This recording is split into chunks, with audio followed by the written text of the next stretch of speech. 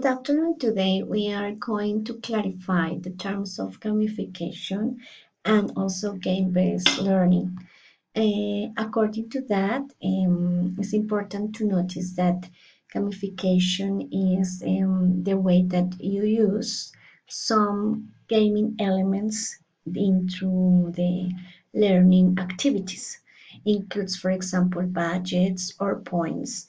The use of gamification also can be by collaborative learning. Yeah, and game-based learning is when games are used to facilitate learning in an approach and also is focused in the game. It is related with serious game, which it has a defined objective to play. Now, according to the question,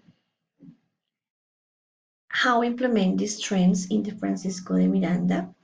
I especially use gamification as a model to teach English, and I try to use it during my planning.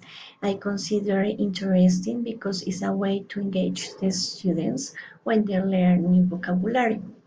Also, there are problems with internet connection, but in the moment that there is internet connection, I try to use it, that model in the possible way.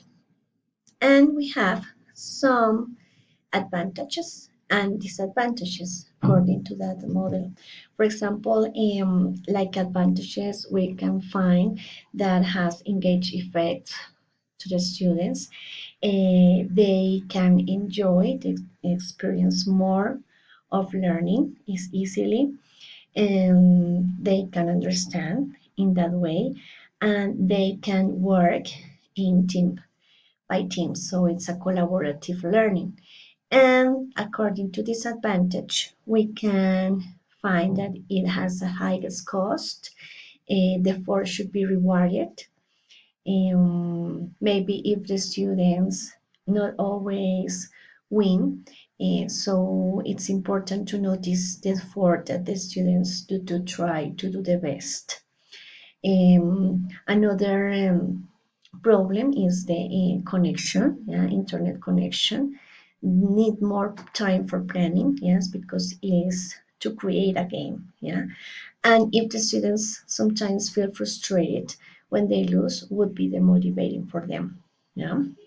And finally, the words that I consider to the transcription phonetic is the following: learning, real, teamwork, use, effect, game, design, and include. Okay, thank you very much. Bye.